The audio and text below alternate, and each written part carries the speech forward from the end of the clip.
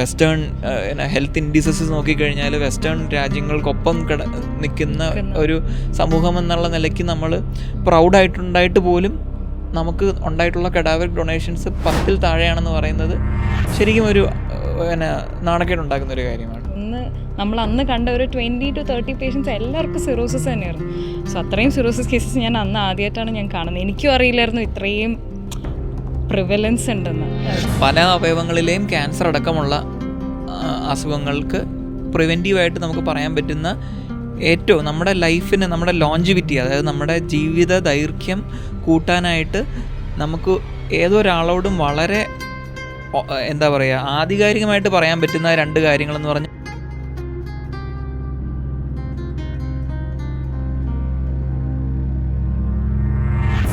അവരുടെയൊക്കെ മരണനിരക്കെന്ന് പറയുന്നത് വളരെ കൂടുതലാണ്. അപ്പോൾ അങ്ങനെയുള്ളവരിൽ എത്രയും പെട്ടെന്ന് ട്രാൻസ്പ്ലാന്റേഷൻ ചെയ്യുന്നത് തന്നെയാണ് നല്ലത്. ട്രാൻസ്പ്ലാന്റിൻ്റെ റിസ്ക്കുകളെ പറ്റി ചോദിക്കുകയാണെങ്കിൽ ട്രാൻസ്പ്ലാന്റിൻ്റെ ഏറ്റവും പ്രധാനമായിട്ടുള്ള റിസ്ക് എന്ന് പറഞ്ഞാൽ അതാണ് നമ്മുടെ ട്രാൻസ്പ്ലാന്റേഷനിൽ എപ്പോഴും നമുക്ക് പ്രശ്നങ്ങൾ തരുന്നതും അത് തന്നെയാണ്.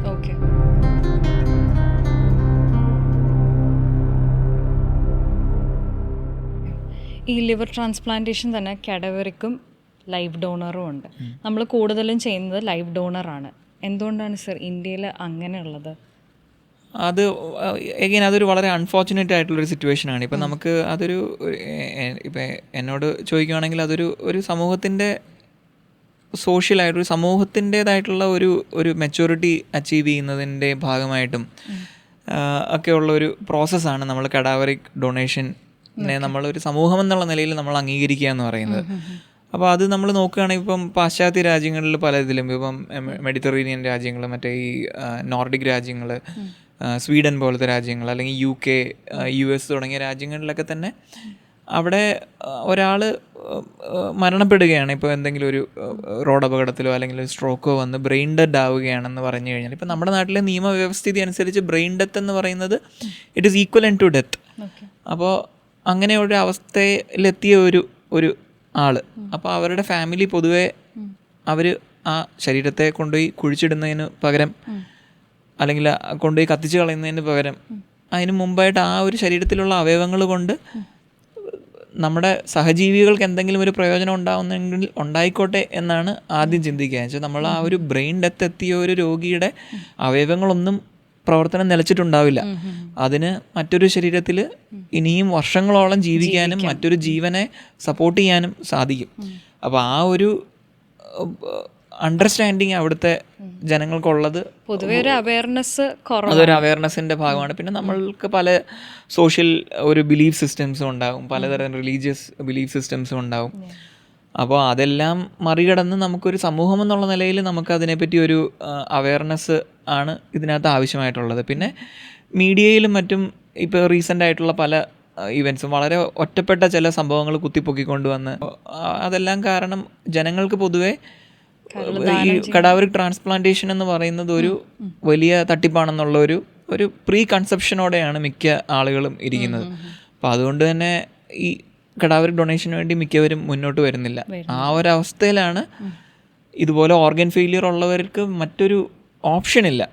അപ്പോൾ നമുക്ക് ലൈവ് ഡൊണേഷൻ എന്ന് പറയുന്ന ഇതിലേക്ക് ഒരു രീതി അവലംബിക്കേണ്ടി വരുന്നത്. അപ്പോൾ ലൈവ് ഡൊണേഷൻ എന്ന് പറയുമ്പോഴത്തേക്ക് അത് തീർത്തും ഹെൽത്തി ആയിട്ടുള്ള, ഇപ്പോൾ ഒരു ഡോണറെ സംബന്ധിച്ചോളം അവർ ആശുപത്രി പോകേണ്ട, അവരുടേതായിട്ടുള്ള ഒരു ആവശ്യത്തിന് വേണ്ടി ആശുപത്രി പോലും പോകേണ്ട ആളല്ല. അപ്പോൾ അങ്ങനെ ഒരാളാണ് ഒരു മേജർ ഓപ്പറേഷന് വിധേയമാകേണ്ടി വരുന്നത്. അപ്പം ഓൾമോസ്റ്റ് വളരെ സേഫായിട്ട് ഇന്നത്തെ കാലത്ത് നമുക്ക് വളരെ സേഫായിട്ട് ചെയ്യാവുന്ന ഒരു ഓപ്പറേഷൻ ആണെന്ന് പറഞ്ഞാൽ പോലും അതിലൂടെ കടന്നു പോകേണ്ടി വരുന്നത് നമുക്കിവിടെ ആ ഒരു കഡാവറിക് ഡൊണേഷൻ എന്ന് പറയുന്ന ആ ഒരു സംവിധാനം ഇത്രയധികം നമുക്കിപ്പോൾ കഴിഞ്ഞ ഒരു വർഷത്തെ കണക്കെടുത്തു കഴിഞ്ഞാൽ കേരളത്തിൽ സംഭവിച്ചിട്ടുള്ളത് വിരലിലെണ്ണാവുന്ന 10 താഴെ ആയിരിക്കണം വിരലിലെണ്ണാവുന്ന ഓർഗൻ ഡൊണേഷൻസ്, കഡാവറിക് ഡൊണേഷൻസ് എന്നുള്ള നിലയ്ക്ക് കേരളം പോലെ ഇത്രയധികം നമ്മൾ വളരെയധികം ഊറ്റം കൊള്ളുന്നതാണ്. നമ്മൾ സാമൂഹികമായിട്ടും വിദ്യാഭ്യാസപരമായിട്ടും എല്ലാം വളരെ വളർച്ചയെത്തിയ വെസ്റ്റേൺ ഹെൽത്ത് ഇൻഡിസസ് നോക്കിക്കഴിഞ്ഞാൽ വെസ്റ്റേൺ രാജ്യങ്ങൾക്കൊപ്പം നിൽക്കുന്ന ഒരു സമൂഹം എന്നുള്ള നിലയ്ക്ക് നമ്മൾ പ്രൗഡായിട്ടുണ്ടായിട്ട് പോലും നമുക്ക് ഉണ്ടായിട്ടുള്ള കഡാവറിക് ഡൊണേഷൻസ് 10-ൽ താഴെയാണെന്ന് പറയുന്നത് ശരിക്കും ഒരു പിന്നെ നാണക്കേടുണ്ടാക്കുന്ന ഒരു കാര്യമാണ്. അപ്പോൾ അതുകൊണ്ടാണ് ലൈവ് ഡൊണേഷനിലേക്ക് നമുക്ക് അവലംബിക്കേണ്ടി വരുന്നത്. ഇപ്പോൾ ലൈവ് ഡൊണേഷൻ ചെയ്യുന്നതാണോ അതോ കാഡവറിക് ആണോ? ഇതിൽ ഡിഫറൻസ് ഉണ്ടാവില്ലേ? അതിൽ ഏതായിരിക്കും സാർ പ്രിഫർ ചെയ്യുക? ഓബ്വിയസ്ലി അതിനകത്തൊരു അതൊരു ചോദ്യമായിട്ട് പോലും ഇല്ല. വെച്ചാൽ അതിനകത്ത് കഡാവറിക് ഡൊണേഷൻ ആക്റ്റീവ് ആയിട്ടുള്ളൊരു സ്ഥലത്ത് എന്തായാലും കഡാവറിക് ഡൊണേഷൻ തന്നെ ആയിരിക്കും പ്രിഫർ ചെയ്യുക. ബിക്കോസ് നമുക്ക് ഒരു ലൈവ് ഡോണറെ നമുക്കൊരു സർജറിക്ക് വിധേയമാക്കേണ്ട ആവശ്യമില്ല. അവർ നോർമൽ പേഷ്യൻസും ആയിരിക്കും. Go through such a big surgery. അതെ അതെ അതെ അതെ അതൊക്കെ അവോയ്ഡ് ചെയ്യാം. കഡാവറിക് ഡൊണേഷൻ വളരെ ആക്റ്റീവ് ആയിട്ടുള്ളപ്പോഴത്തേക്ക് ഒബ്വിയസ്ലി അത് തന്നെ ആയിരിക്കും നമ്മൾ ചൂസ് ചെയ്യുക. ഓക്കെ. ഡോണേഴ്സ് യൂഷ്വലി ഹെൽത്തി ഡോണേഴ്സിനെ നമ്മൾ സെലക്ട് ചെയ്യാറില്ല. ഈ ഫാറ്റി ലിവർ ഉള്ള ആൾക്കാരാണെങ്കിൽ we ask them to do exercise, lifestyle changes ഒക്കെ ഉണ്ടാക്കിയിട്ട് then we can take them അല്ലേ?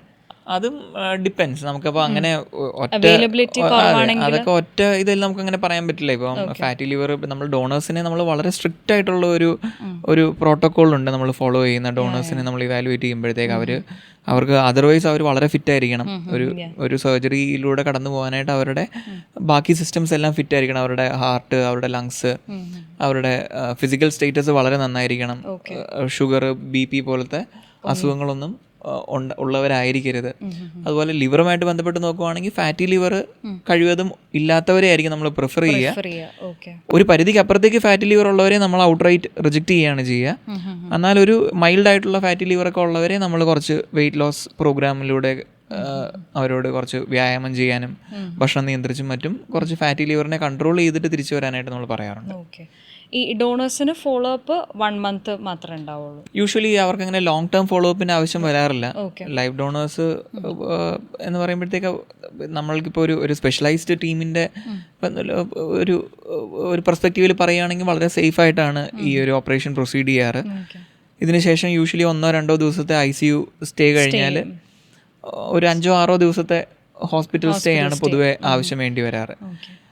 അവർ ആദ്യത്തെ ദിവസം മുതൽ തന്നെ ഭക്ഷണമെല്ലാം കഴിച്ചു തുടങ്ങും. അവരെ കഴിവതും പെയിൻ ഫ്രീ ആയിട്ട് തന്നെ ആയിരിക്കും അവരിയ്ക്കുക. 6-7 ദിവസത്തെ ഹോസ്പിറ്റൽ വാസത്തിന് ശേഷം അവർ വീട്ടിൽ പോവുകയാണ് ചെയ്യുക. വീട്ടിൽ പോയതിനു ശേഷം ആദ്യത്തെ 1 മാസത്തിനിടയിൽ 2-3 തവണ നമ്മളെ ഒന്ന് റിവ്യൂ ചെയ്തതിന് ശേഷം അങ്ങനെ ഒരു ലോങ് ടേം ഫോളോ അപ്പിന്റെ ആവശ്യം അവർക്ക് തിരിച്ച് they can go back to their normal life and normal physical activities. Okay. So നമുക്കിനി റെസിപ്പിയൻസിനെ കുറിച്ച് സംസാരിക്കാം.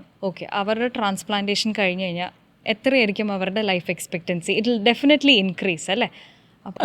എത്രത്തോളം സിറോസിന്റെ ഇപ്പൊ അതിൽ ട്രാൻസ്പ്ലാന്റിലേക്ക് എത്തുന്നതിനെ പറ്റി പറയാം. ഇപ്പം പലരും ചോദിക്കുന്ന ഒരു കാര്യം, ഇതിനെ ട്രാൻസ്പ്ലാന്റേഷൻ ആവും. ഒബ്വിയസ്ലി നമ്മളൊരു രോഗിയോട് നമ്മൾ ട്രാൻസ്പ്ലാന്റേഷൻ ഒരു ഓപ്ഷൻ ആയിട്ട് പറയുമ്പോൾ ആദ്യം ചോദിക്കുക, ഡോക്ടർ ഇത് മരുന്നിലൂടെ ട്രീറ്റ് ചെയ്തൂടെ അല്ലെങ്കിൽ. അപ്പോൾ അങ്ങനെ ഒരു നല്ലൊരു ശതമാനം ആളുകൾ ഇത് നമ്മൾ മോഡേൺ മെഡിസിനിലെ ഡോക്ടർമാരെന്നുള്ള നിലയ്ക്ക് നമ്മൾക്കെപ്പോഴും ഇതിൻ്റെ സ്റ്റാറ്റിസ്റ്റിക്സ്, നമുക്കിതിൻ്റെ കണക്കുകൾ പ്രകാരമായിരിക്കും നമ്മൾ അവരോട് പറയും. ഇപ്പം ഞാൻ നേരത്തെ പറഞ്ഞ പോലെ ഒരു ഡീകോമ്പൻസേറ്റ് ചെയ്തൊരു രോഗി, ലിവർ ഡിസീസ് പ്രോഗ്രസ് ചെയ്ത് അത് കാരണം ഒരു ഫെയിലിയർ സംഭവിച്ച ഒരു രോഗിയെ സംബന്ധിച്ചിടത്തോളം അവർക്കിനി അവരുടെ ലൈഫ് എക്സ്പെക്റ്റൻസി എന്ന് പറയുന്നത് മാസങ്ങളിലോ വർഷങ്ങളിലോ ആണ് കൗണ്ട് ചെയ്യപ്പെടുന്നത്. അപ്പോൾ അങ്ങനെയുള്ളവരോടാണ് നമ്മൾ ട്രാൻസ്പ്ലാന്റ് പറയുക. അല്ലാതെ ഒരു കോമ്പൻസേറ്റഡ് അത് കാരണം ഫെയിലിയർ ഒന്നും ഇല്ലാത്ത ഒരാളോട് നമ്മൾ ട്രാൻസ്പ്ലാന്റേഷൻ പറയുന്നില്ല. അപ്പോൾ ആദ്യം മനസ്സിലാക്കേണ്ട ഒരു കാര്യം, അവരുടെ ലൈഫ് എക്സ്പെക്റ്റൻസി വളരെ ലിമിറ്റഡ് ആണ് ഒരു ഡീകോമ്പൻസേറ്റഡ് സിറോസിസ് ഉള്ള ഒരു രോഗിക്ക്. അപ്പോൾ ഒരു ട്രാൻസ്പ്ലാന്റേഷൻ കൊണ്ട് ഉദ്ദേശിക്കുന്നത് അവരുടെ ലൈഫ് എക്സ്പെക്റ്റൻസി കൂട്ടുക എന്നുള്ളത് തന്നെയാണ്.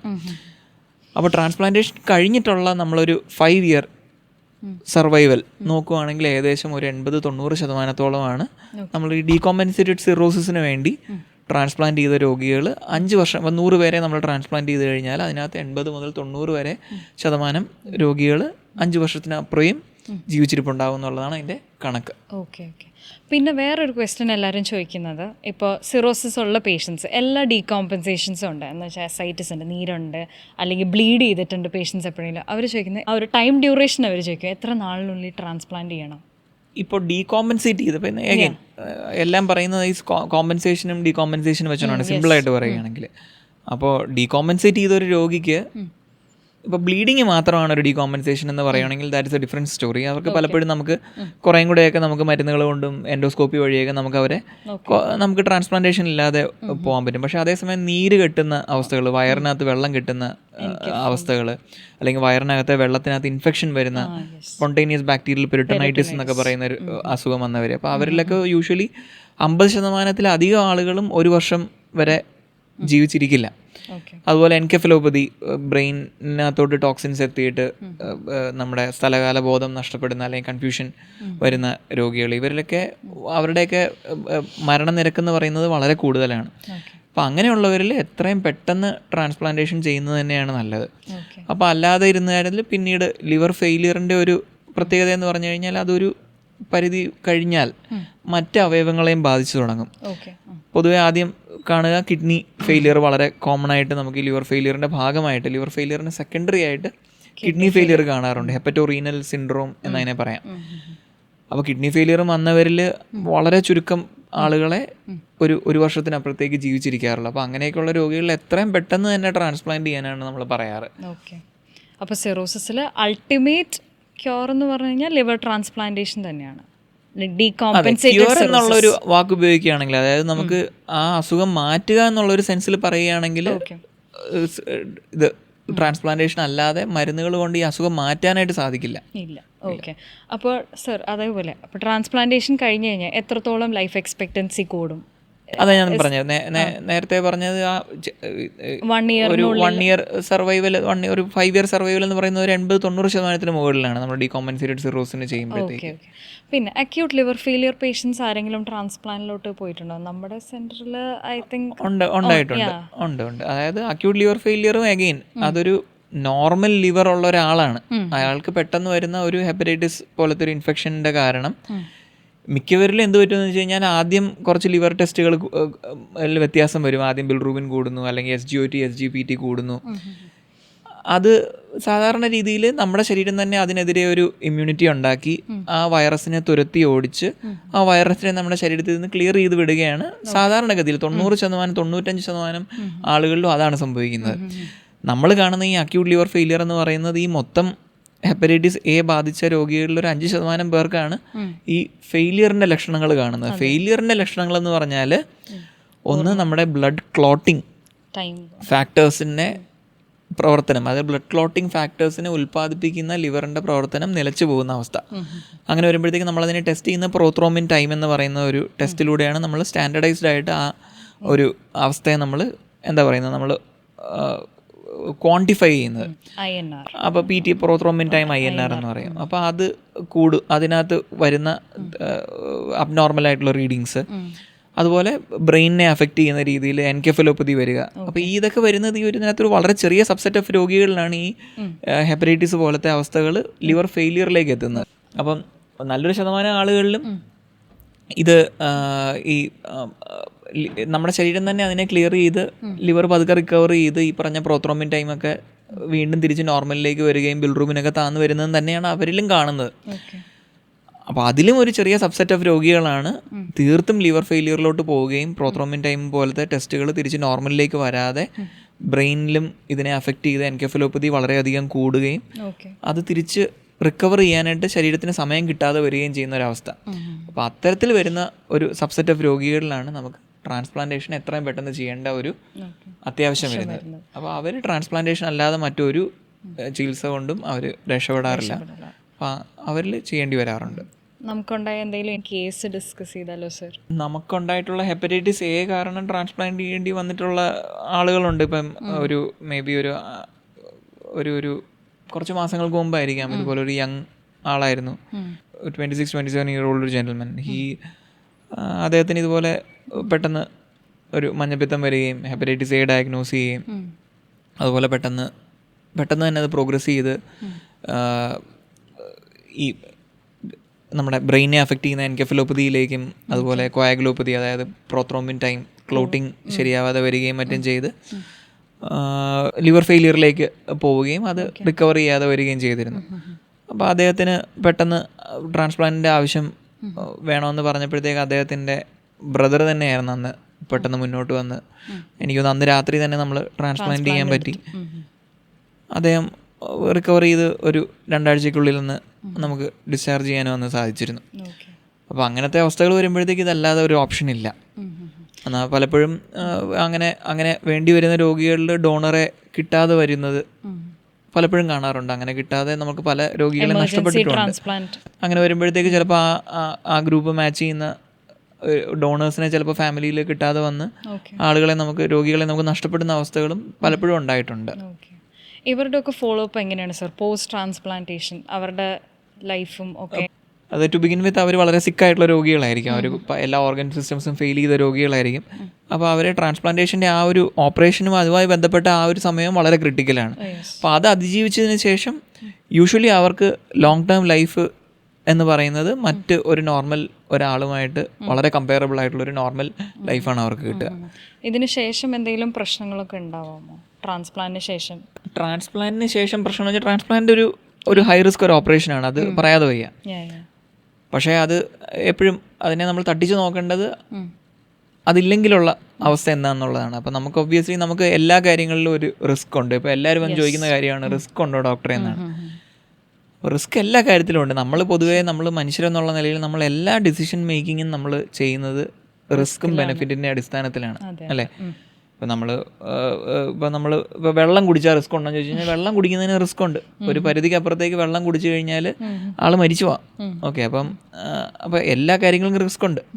അപ്പോൾ ട്രാൻസ്പ്ലാന്റിൻ്റെ റിസ്ക്കുകളെ പറ്റി ചോദിക്കുകയാണെങ്കിൽ ട്രാൻസ്പ്ലാന്റിൻ്റെ ഏറ്റവും പ്രധാനമായിട്ടുള്ള റിസ്ക് എന്ന് പറഞ്ഞാൽ ഇൻഫെക്ഷനുകളാണ് പൊതുവെ പറയപ്പെടുന്നത്. അതായത് നമ്മുടെ ശരീരത്തിന് അന്യമായിട്ടുള്ള ഒരു ഓർഗനെയാണ് നമ്മുടെ ശരീരത്തിലേക്ക് കൊണ്ടുവന്ന് വെക്കുന്നത്.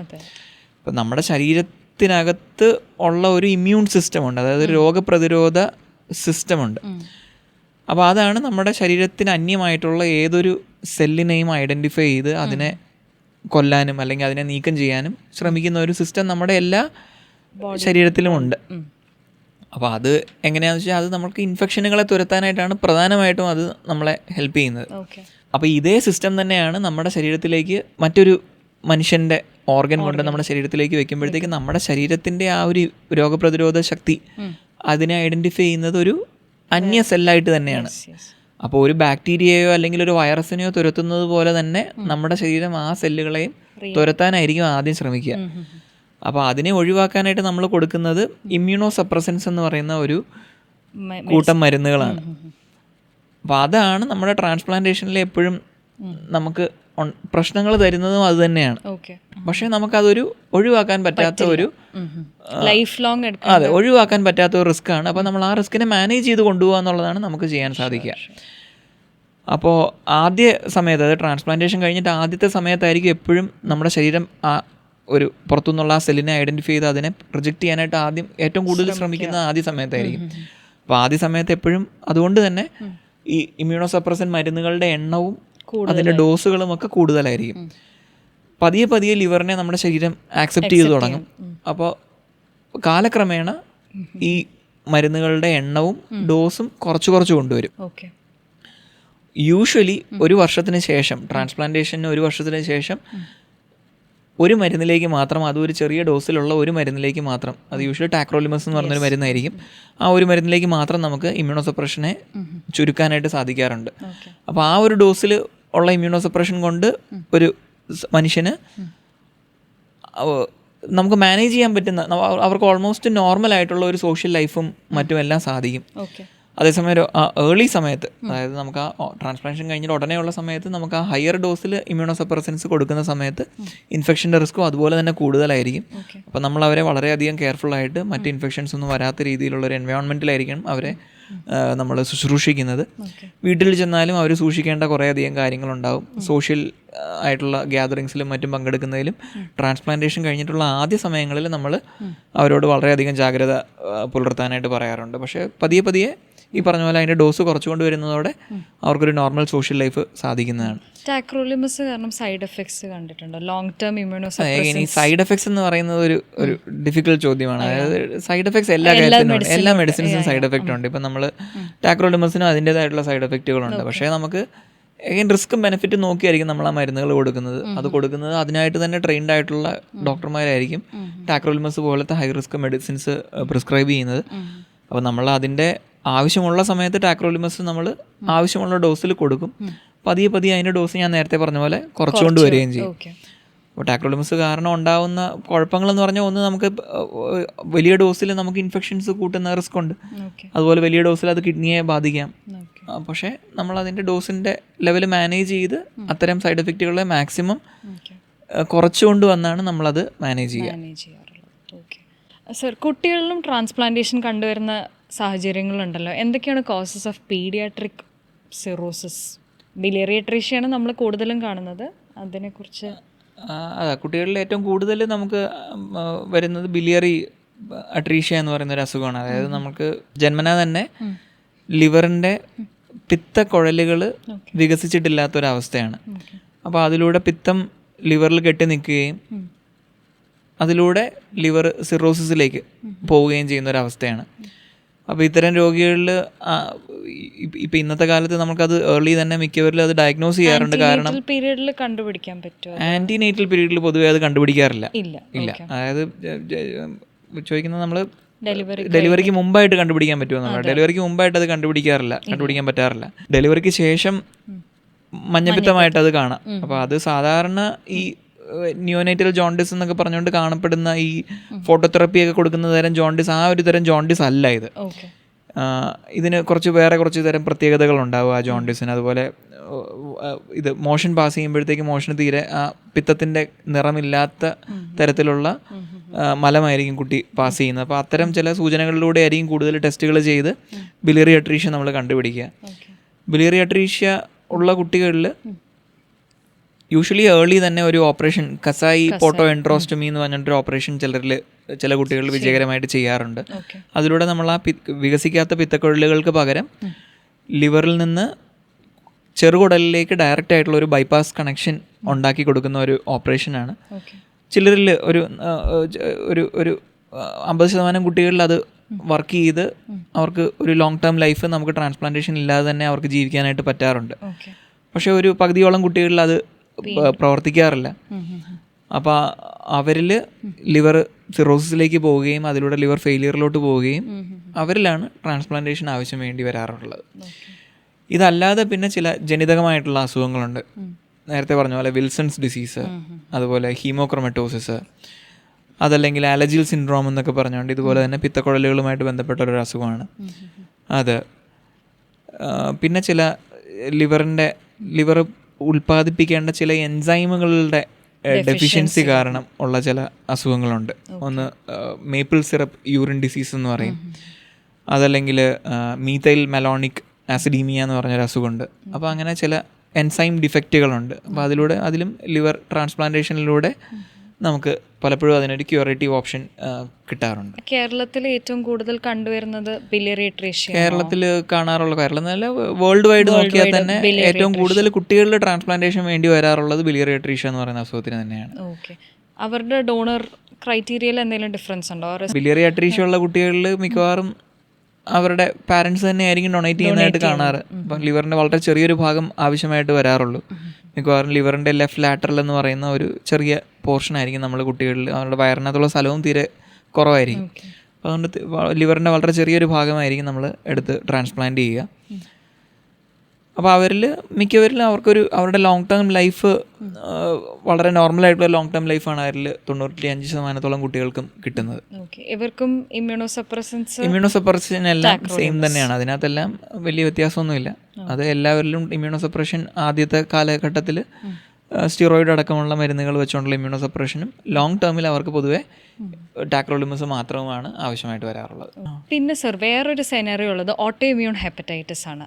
അത് കേരളത്തിൽ കൂടുതലാണോ? നമുക്ക് കുറച്ച് കേസസ് ഒക്കെ ഉണ്ടായിട്ടുണ്ട്, ബട്ട് വെരി റെയർ ആയിട്ട്. അങ്ങനെ ഓട്ടോ ഇമ്മ്യൂൺ ഹെപ്പറ്റൈറ്റിസ് കേരളത്തിൽ കൂടുതലാണെന്ന് പറയാനായിട്ട് പറ്റില്ല. ഓട്ടോ ഇമ്മ്യൂൺ ഡിസീസും ഒരു കോസ് ആണെന്നേ പറയാൻ പറ്റുള്ളൂ. മേ ബി മൊത്തം നോക്കിക്കഴിഞ്ഞാൽ ഒരു 5% താഴെയായിരിക്കും ഓട്ടോ ഇമ്മ്യൂൺ ഹെപ്പറ്റൈറ്റിസ് കാരണമുള്ള ക്രോണിക് ലിവർ ഡിസീസും മറ്റും. അപ്പോൾ അതും നേരത്തെ പറഞ്ഞ പോലെ തന്നെയാണ്. അതിൻ്റെ ഏർലി സ്റ്റേജുകളിൽ പലപ്പോഴും നമുക്ക് ഇപ്പം ഒരു സിറോസിസിലോട്ട് പ്രോഗ്രസ് ചെയ്തിട്ടില്ലാത്ത അവസ്ഥകളിൽ പലപ്പോഴും മരുന്ന് കൊണ്ട് അവർക്ക് വളരെ കൺട്രോൾഡ് ആയിട്ടുള്ള പോകാനായിട്ട് പറ്റാറുണ്ട്.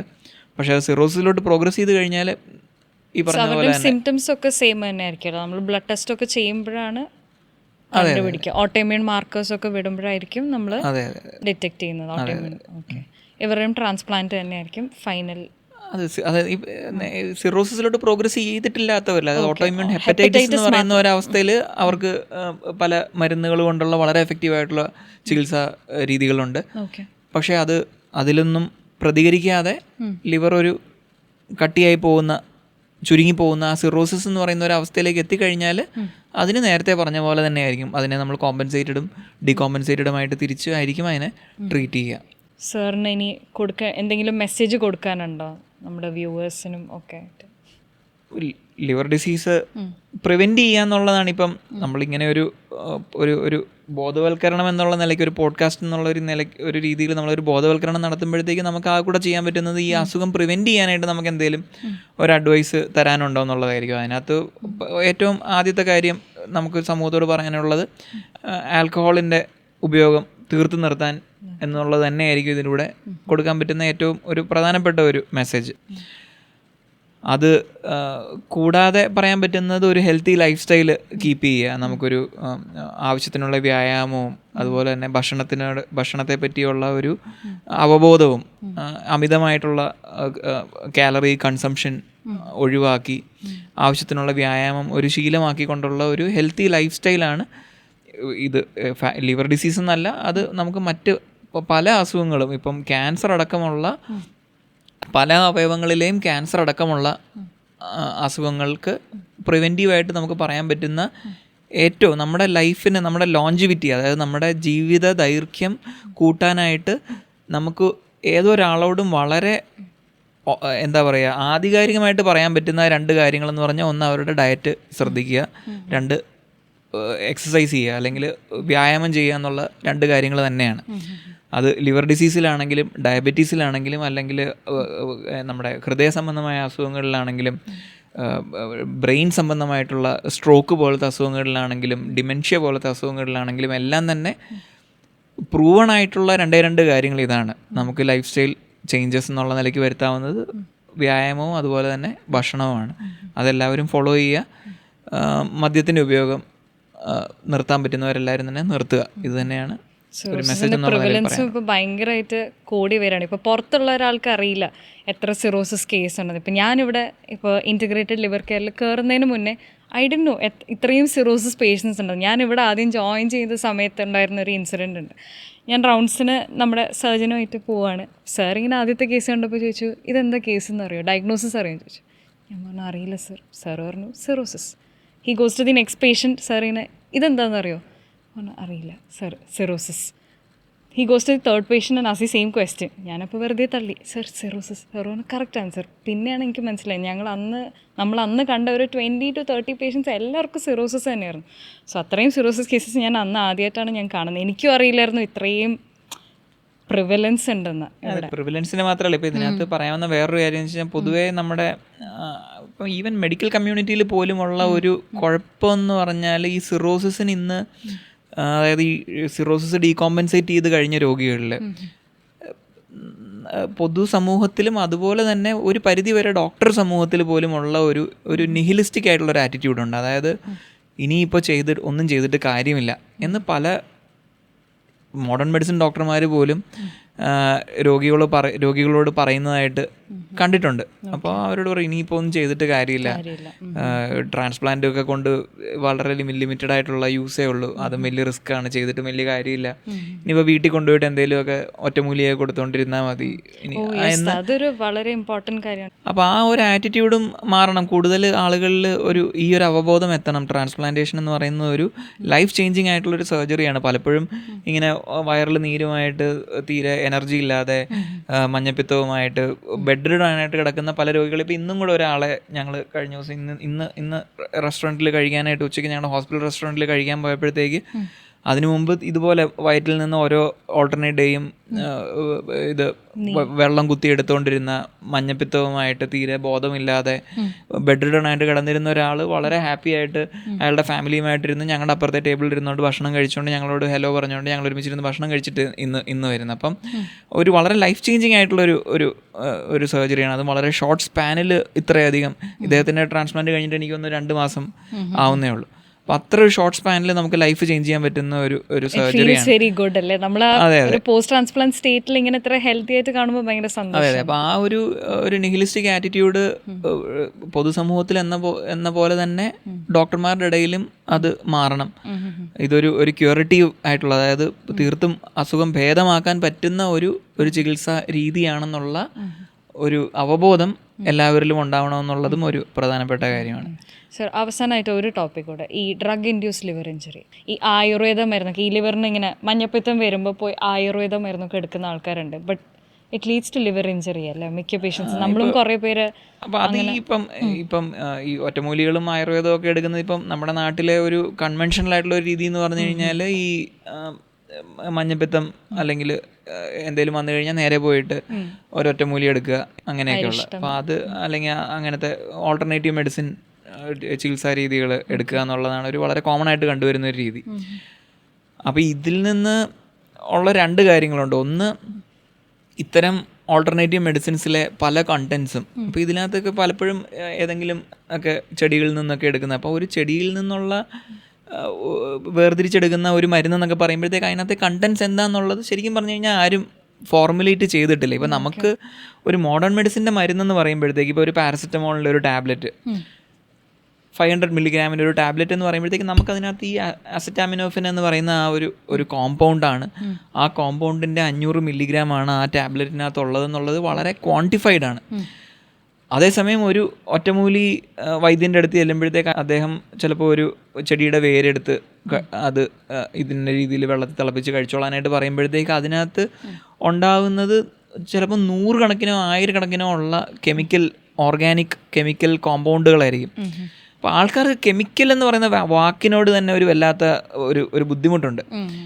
ഈ നമ്മൾക്ക് കെമിക്കൽ അല്ലാത്ത എന്താ ഉള്ളത് നമ്മുടെ ഈ മൊത്തം യൂണിവേഴ്സിൽ കെമിക്കൽ അല്ലാത്ത എന്താ ഉള്ളത്?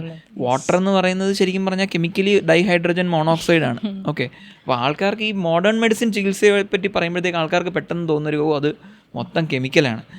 അതൊരു തീർത്തും തെറ്റായിട്ടുള്ളൊരു ധാരണയാണ്. നമ്മൾ കഴിക്കുന്ന എല്ലാ സാധനങ്ങളും നമ്മുടെ ശരീരത്തിനുള്ളിലേക്ക് പോകുന്ന ഓക്സിജൻ ഒരു കെമിക്കലാണ്. നമ്മുടെ ശരീരത്തിനുള്ളിൽ നമ്മൾ ശ്വസിക്കുന്നതിനകത്ത് ഓക്സിജൻ മാത്രമല്ല, 23% അല്ലെങ്കിൽ 21% മാത്രമേ ഓക്സിജൻ ഉള്ളൂ. 70% മുകളിൽ നൈട്രജനാണ്. ഓൾമോസ്റ്റ് എത്ര 0.3% ആണെന്ന് തോന്നുന്നത് അത് കാർബൺ ഡൈ ഓക്സൈഡാണ് നമ്മൾ ശ്വസിക്കുന്നത്. ഇതെല്ലാം കെമിക്കലാണ്. നമ്മൾ കുടിക്കുന്ന വെള്ളം ഡൈഹൈഡ്രജൻ മോണോക്സൈഡാണ്. നമ്മൾ കഴിക്കുന്ന ഇത് കാർബോഹൈഡ്രേറ്റ് എന്ന് പറയുന്ന ഒരു കെമിക്കലാണ്. അന്നജം അല്ലെങ്കിൽ ഷുഗർ എന്ന് പറയുന്ന ഒരു കെമിക്കലാണ്. പ്രോട്ടീൻ ഒരു കെമിക്കലാണ്. അപ്പോൾ ഈ കെമിക്കൽ എന്ന് കേൾക്കുമ്പോഴത്തേക്ക് അതിനെ ഒരു തരം വിഷവസ്തുവായിട്ട് ചിത്രീകരിക്കുന്ന ഒരു പൊതു ധാരണ നമ്മുടെ നാട്ടിലുണ്ട്. അപ്പോൾ അതാണ് ഈ മോഡേൺ മെഡിസിനെതിരെ ഇത്തരം തട്ടിപ്പുകാരും ഇത്തരം ഒറ്റമൂലി വൈദ്യന്മാരും എല്ലാം ഉപയോഗിക്കുന്ന ഏറ്റവും വലിയൊരു വാക്കാണോ അതൊരു മൊത്തം കെമിക്കലാണെന്നുള്ളത്. അപ്പോൾ അതൊരു തികച്ചും തെറ്റായ ധാരണയാണ്. അത് സമൂഹം മൊത്തം മാറ്റിയെടുക്കേണ്ട ഒരു ധാരണ തന്നെയാണ്. അപ്പോൾ ഇങ്ങനെയുള്ള രോഗികൾ, ഇപ്പോൾ ഒരു മഞ്ഞപ്പിത്തം വന്ന രോഗി പോയി ഒറ്റമൂലിക്കാരൻ്റെ അടുത്തോട്ട് ചെല്ലുമ്പോഴത്തേക്ക് സംഭവിക്കുന്ന ഒരു കാര്യം, ഇപ്പം ഞാൻ നേരത്തെ പറഞ്ഞ പോലെ ഈ ഹെപ്പറ്റൈറ്റിസ് എ വന്ന ആളുകളെ നമുക്ക് ഒരു ഉദാഹരണമായിട്ട് നോക്കാം. അതിനകത്ത് 95% ആളുകളും വെറുതെ വീട്ടിൽ ഇരുന്ന് സാധാരണ ഭക്ഷണവും സാധാരണ വെള്ളവും കുടിച്ച് വീട്ടിൽ ഇരുന്നാലും 95% രോഗികൾക്കും ഒരു കുഴപ്പം ഉണ്ടാവാതെ അവർ റിക്കവർ ചെയ്യും. അവരുടെ ബിൽറൂബിനും അവരുടെ SGOT SGPT എല്ലാം അടുത്ത 2 ആഴ്ച 3 ആഴ്ചക്കുള്ളിൽ നോർമലാവും. അപ്പോൾ ഈ 100 പേർക്ക് ഈ ഒറ്റമൂലി കൊടുത്തു കഴിഞ്ഞാൽ ഈ ഒറ്റമൂലി വൈദ്യനും 95% കേസിലും അയാൾ വിജയിക്കും. ഓക്കെ, ഈ 100 പേരിനകത്ത് 95 പേര് രക്ഷപ്പെട്ടു വന്നത് ഇത് കാരണമാണെന്നും പറഞ്ഞുകൊണ്ട് അയാളും പറഞ്ഞു നടക്കും. അപ്പോൾ അതാണ് അതിനകത്ത് ഒരു സംഭവിക്കുന്ന കാര്യം. പക്ഷേ ബാക്കി 5% രോഗികളുണ്ട് ഇത് ലിവർ ഫെയിലിയറിലോട്ട് പോകുന്നവർ. അപ്പോൾ അവരെയാണ് പലപ്പോഴും ഇത് വളരെ മോശമായിട്ട് ബാധിക്കുന്നത്. അപ്പോൾ അവരതിനെ ശരിയായ സമയത്ത് ശരിയായ ചികിത്സ കിട്ടാതെ അവർ പലരും മരണത്തിലേക്ക് വരെ പോകുന്നതായിട്ട് കാണാറുണ്ട്. അപ്പോൾ അതിൽ ഓൾറെഡി എക്സിസ്റ്റിംഗ് ആയിട്ടുള്ള ആ ഒരു ലിവർ ഇഞ്ചുറി, ഇപ്പോൾ ഹെപ്പറ്റൈറ്റിസ് എ പോലത്തെ ആ ഒരു ലിവർ ഇഞ്ചുറിയിലേക്ക് ഇവർ ഈ കൊടുക്കുന്ന ഒറ്റമൂലികളിനകത്ത് അടങ്ങിയിട്ടുള്ള പലതരത്തിലുള്ള പ്രോട്ടീനുകളും പലതരത്തിലുള്ള ലവണങ്ങളും ഹെവി മെറ്റൽസും ഒക്കെ അടങ്ങിയിട്ടുള്ളതായിരിക്കും. ഇതൊക്കെ ചെന്ന് ഓൾറെഡി ഫെയിൽ ചെയ്തുകൊണ്ടിരിക്കുന്ന ഒരു ലിവറിലേക്ക് അഡീഷണൽ ഇഞ്ചുറി ആയിരിക്കും പലപ്പോഴും ഉണ്ടാക്കുക. അപ്പോൾ ചിലപ്പോൾ ഒരു പക്ഷേ തനിയെ റിക്കവർ ചെയ്തേക്കുമായിരുന്ന ഒരു ലിവർ ഫെയിലിയർ ഒരു സെക്കൻഡ് ഹിറ്റോട് കൂടി ഒട്ടും റിക്കവർ ചെയ്യാത്ത അവസ്ഥയിലോട്ട് പോകുന്നതായിട്ട് കാണാറുണ്ട്. അപ്പോൾ അതാണ് ഈ ഒറ്റമൂലിക്കാരെ പറ്റി പറയാനായിട്ടുള്ളത്. അതല്ലാതെ ഡ്രഗ് ഇൻഡ്യൂസ്ഡ് ലിവർ ഇഞ്ചുറി എന്ന് പറഞ്ഞൊരു കാറ്റഗറി ഉണ്ട്. അപ്പോൾ അതിന് കാരണമാകാവുന്ന മരുന്നുകളെന്ന് പറഞ്ഞു കഴിഞ്ഞാൽ ഒട്ടുമിക്ക ലോകത്തിലെ മരുന്നുകൾക്കെല്ലാം തന്നെ എപ്പോഴെങ്കിലുമൊക്കെ drug induced liver injury ഉണ്ടായിട്ടുണ്ടാവും.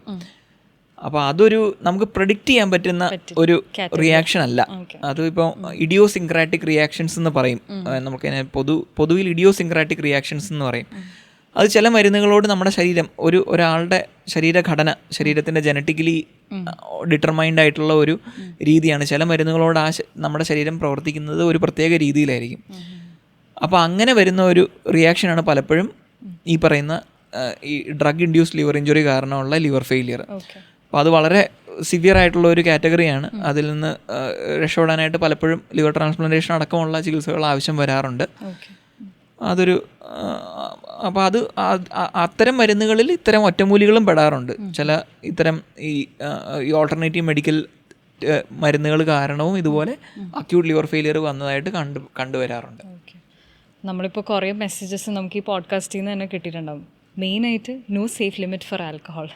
Main answer to all our patients ഇത് തന്നെയാണ്, no safe limit for alcohol. പിന്നെ വേണ്ടത് കാഡവറിക് ട്രാൻസ്പ്ലാന്റേഷന്, കാഡവറിക് ഡോണറായിട്ട്. അതെ, ഓരോരുത്തരും ഇപ്പം ഞാൻ പ്ലഡ് ചെയ്തിട്ടുണ്ട്. എൻ്റെ എല്ലാ ഓർഗൻസും പ്ലഡ് ചെയ്തിട്ടുള്ള ഒരാളാണ്. അപ്പം അത് പക്ഷെ ഞാൻ പ്ലഡ് ചെയ്തുകൊണ്ട് മാത്രം കാര്യമില്ല എന്നുള്ളതാണ് വേറൊരു കാര്യം.